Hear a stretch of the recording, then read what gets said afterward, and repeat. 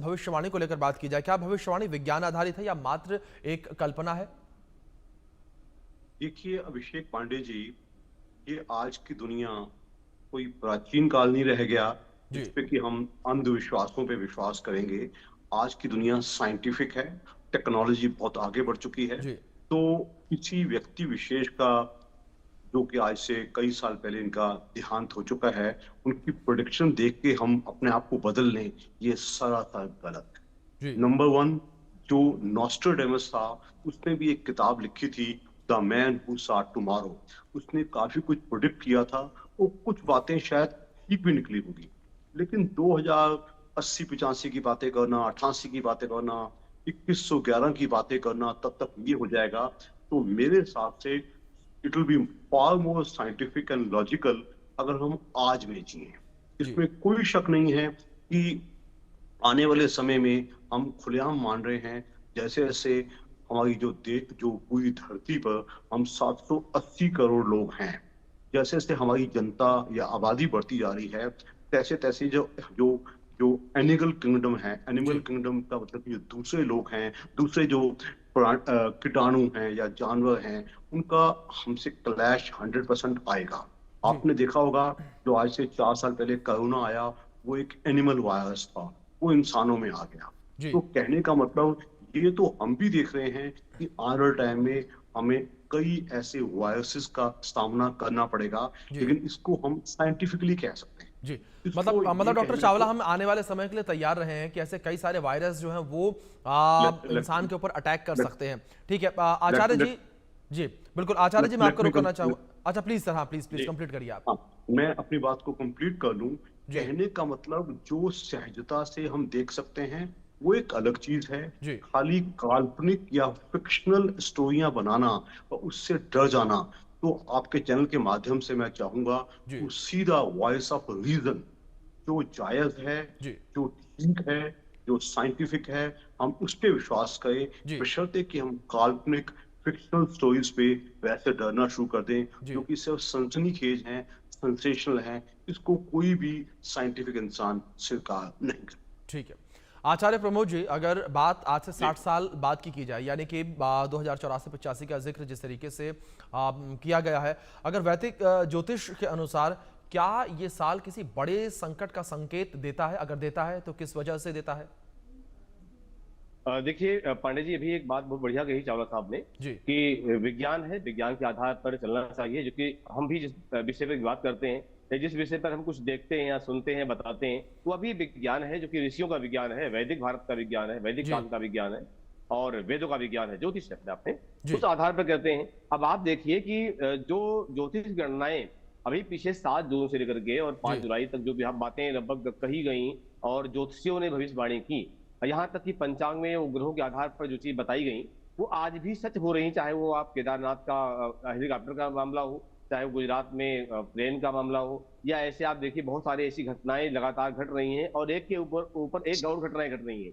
ये चीजें ग्रहों के आधार पर कही गई। जैसे वर्तमान में आप देख रहे हैं कि ज्योतिष की गणना के अनुसार मंगल केतु का योग चल रहा है, वो भी जी। सिंह राशि में चल रहा है। जी। सिंह राशि में मंगल उग्र हो जाते हैं और केतु भी वहां पर अपने शत्रु राशि में बढ़ जाता है। और जब मंगल केतु का योग होता है तो विध्वंसकारी घटनाएं, विस्फोटक घटनाएं और जो है बहुत सारी वायु घटनाएं जो है होती रहती हैं। ऐसी चीजें ज्योतिष के माध्यम बताई जाती हैं।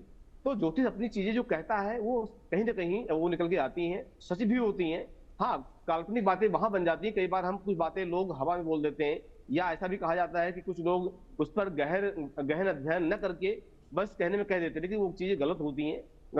भविष्यवाणी वही की जाती है या की जाए जो कहीं ना कहीं गहन अध्ययन करने के बाद में ग्रहों को उस वर्ष कुंडली के आधार पर और गोचर कुंडली के आधार पर देख करके तभी इस पर कुछ निष्कर्ष निकाला जाए। जी। तो वर्तमान में देखिए तो अभी 5 तारीख तक भी ज्योतिष शास्त्र कहता है कि यहाँ पर अभी कुछ न कुछ ऐसे घटनाओं के संकेत हैं जो कि हो सकते हैं। इसलिए अभी डॉक्टर साहब ने बात कही कि बचाव यानी अपने ऊपर पहले पहले ध्यान देना चाहिए, चाहे वो खान पान का हो, रहन सहन का हो या चलने फिरने का हो। कई बार हम लोग अपने आप में कुछ घटनाओं को मोल ले लेते हैं। जैसे मैंने देखा अभी एक दिन परसों की बात है, कोई कहीं गए हुए बच्चे घूमने के लिए पहाड़ियों पर, वहां पर कार को अपने आप ऊंचाई से पहाड़ों में नीचे धकेल रहे हैं और जी। पानी के जो है झरने झरने का चला रहे हैं। तो क्या है ये कहीं ना कहीं बुद्धि की विकृति है जो हम जानबूझ करके घटनाओं को ले रहे हैं। तो ऐसी चीजों से बचना चाहिए इंसानों को कि जो भी कहीं जा रहे हैं आप, घूमिए फिरिए, अच्छी बात है, लेकिन सावधान होते हुए, देखते हुए, क्योंकि ग्रहाधीनम जगत सर्वम, ग्रहों के अधीन पूरा संसार है। तो कम से कम ऐसी कोई भी घटना या दुर्घटना ना होने पाए, उनसे बचना चाहिए। और जब हमें जानकारी हो जाती है, हमें ज्ञान होता है, तो बचाव के संकेत भी होते हैं, बचाव के जो है लक्षण भी मिल जाते हैं। लेकिन हम जानबूझ करके आगे बढ़ते हैं, जानबूझ के उसमें हम कुछ कूद पड़ते हैं, तो कहीं ना कहीं कुछ दिक्कत तो चली रही है। अब आप अभी आपके न्यूज पे देख रहा था, सुन रहा था, कई जगह बादल फटे हैं, कई जगह बाढ़ आ रही है। ये कौन सी घटनाएं हैं? प्राकृतिक घटनाएं तो हैं, हर साल ही होती है, लेकिन इस साल कुछ ज्यादा जी हो रही हैं। जी और जी अभी जो जुलाई का महीना है, जी ये ऐसा संकेत दे रहा है कि ये भी घटनाएं ज्यादा हो सकती हैं, ऐसा ज्योतिषीय ठीक दृष्टिकोण है। जो ठीक कि है मैंने आपको बताया भी कि अभी काल सर्प योग भी चल रहा है जी और मंगल केतु का योग चल रहा है, तो ये घटनाओं के संकेत हैं। जी पंडित जी। जी डॉक्टर चावला, अगर ऐसी भविष्यवाणियों को लेकर जिक्र करें तो सोशल मीडिया पर ऐसी जो भविष्यवाणियां काफ़ी ज़्यादा वायरल हो रही हैं, क्या इस तरीके की भविष्यवाणियां जो पब्लिक है उनको भ्रमित करती हैं? क्योंकि अगर मैं कुछ आंकड़ों पर जाऊं तो यहाँ पर जो बाबा वेंगा की भविष्यवाणियां जो सच साबित हुई, इसमें कई सारी हैं लिस्ट में। जैसे 9/11 के हमले को लेकर बात कर लें, 2004 की सुनामी को लेकर बात कर लें, और जिस तरीके से बराक ओबामा का जिक्र भी उन्होंने किया था कि बराक ओबामा जो है वो 2008 में अमेरिका के पहले अश्वेत राष्ट्रपति बनेंगे। देखिए अभिषेक, इसमें कोई शक नहीं है कि एस्ट्रोलॉजी का या पामिस्ट्री का या ज्योतिषी का अपना एक जी स्थान है।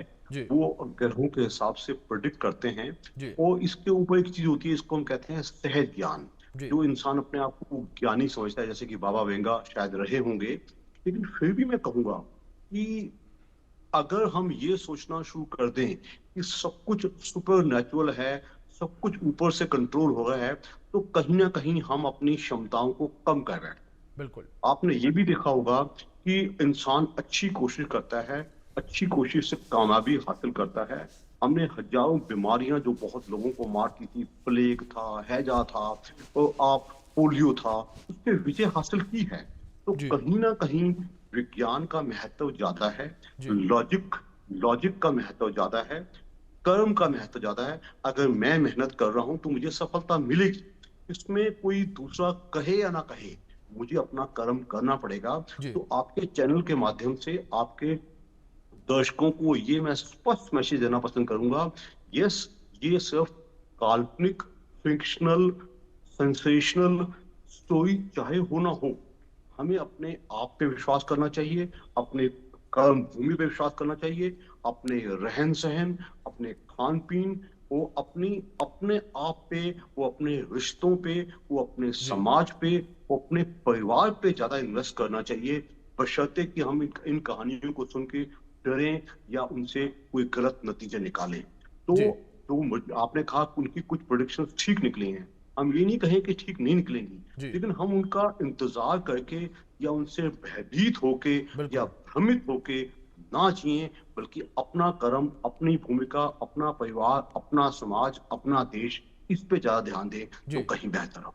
बिल्कुल चावला जी, बहुत सही बात आपने कही है कि हम अपनी क्षमताओं को कम ना कर दें ऐसी चीज़ों को जानने समझने के बाद।